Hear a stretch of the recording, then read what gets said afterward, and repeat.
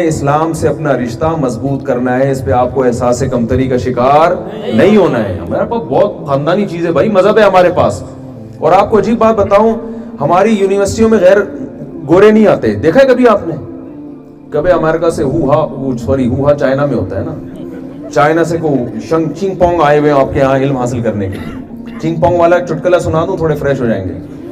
وہ ایک آدمی کسی چائنیز سے ملنے کے لیے گیا اپنے چائنیز دوست سے, تو دیکھا کہ آکسیجن لگی ہوئی اور پائپ نیچے سے گزر رہا ہے, آکسیجن کا پائپ. تو یہ قریب گیا, جیسے ہی قریب گیا وہ چائنیز جو ہے نا زور کرتے مر گیا. وہ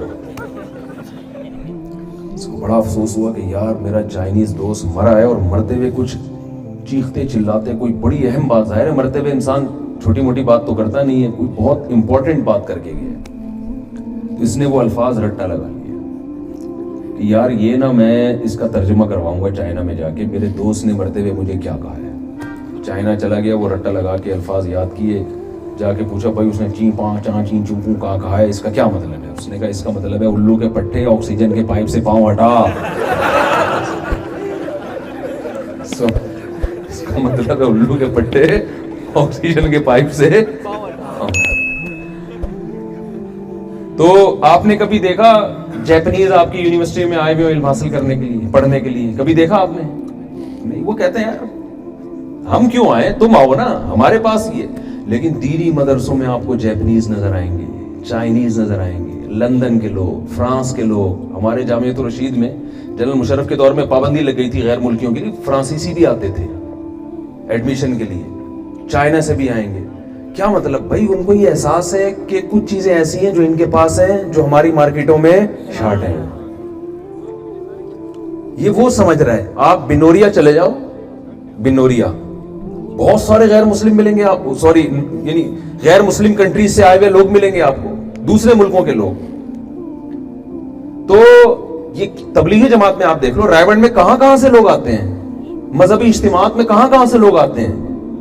اس کا مطلب بھائی ایک چیز ایسی ہے جو ہمارے پاس ہے, ان کی مارکیٹوں میں وہ چیزیں شارٹ ہیں, اور وہ آ رہے ہیں آپ سے لینے کے لیے, اور آپ کی مارکیٹوں میں ہے اور آپ کو اس کی قدر نہیں ہے.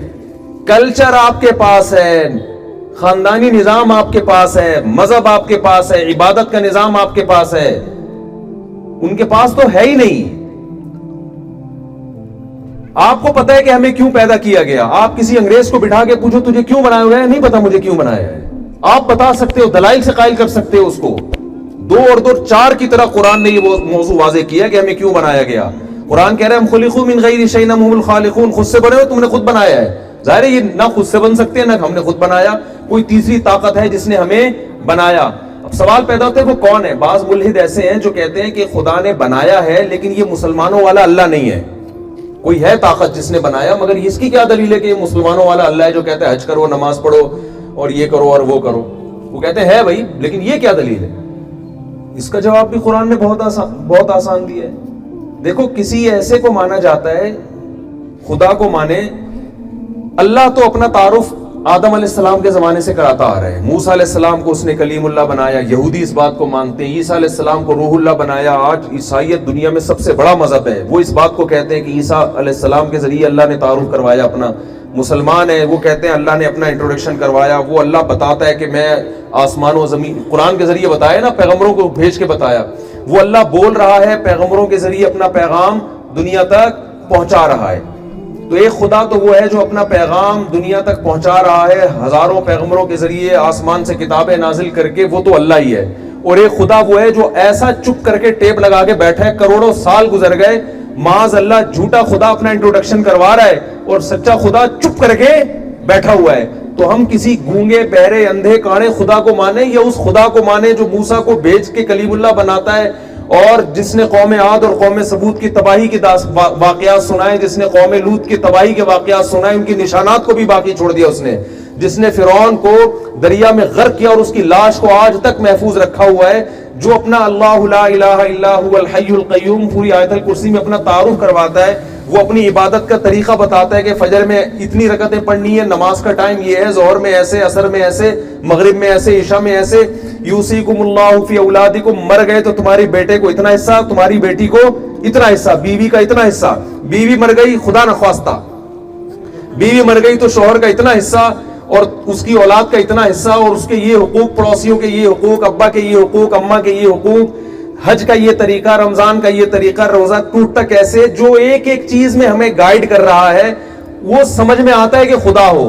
اور آپ جس خدا کی بات, وہ مسلمانوں کے اللہ کے علاوہ کوئی اور ہے نہیں.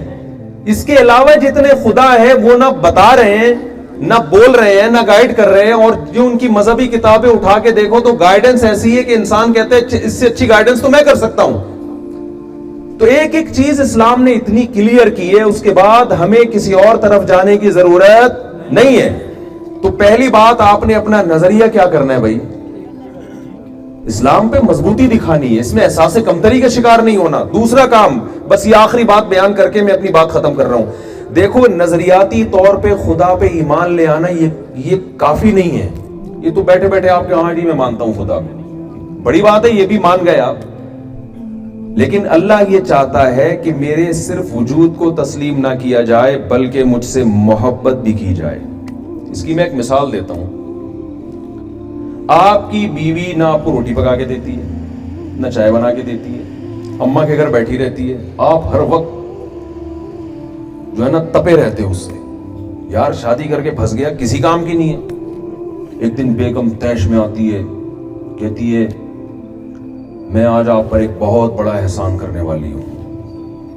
آپ بڑے خوش ہو گئے, بھائی دوسری شادی کی شاید اجازت دے رہے ہیں. وہ احسان اس نے یہ کیا, اس نے کہا کہ میں یہ مانتی ہوں کہ آپ میرے شوہر ہو. کیا خیال ہے, میں یہ مانتی ہوں کہ آپ میرے, اس کے لیے آپ کو نادرا کا سرٹیفکیٹ دکھانے کی ضرورت نہیں. آپ کہو گے بھائی مان لیا تم نے, ٹھیک ہے, کچھ حرکتیں بھی تو ایسی کرنا ہے جس سے پتا چلے کہ میں کیا ہوں, تیرا میاں ہوں. جس کام کا تجھے کہتا ہوں انکار کر دیتی ہے.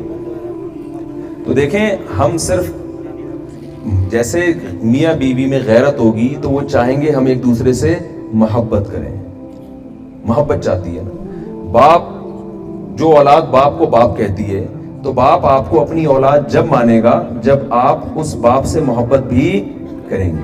ماں یہ چاہتی ہے کہ میرے بچے مجھ سے محبت کریں, دوست یہ چاہتے ہیں کہ میرے دوست مجھ سے محبت کریں. یہ محبت ایک ایسی چیز ہے جس کی انسان کی نظر میں سب سے زیادہ ویلیو ہے, سب سے زیادہ ویلیو ہے.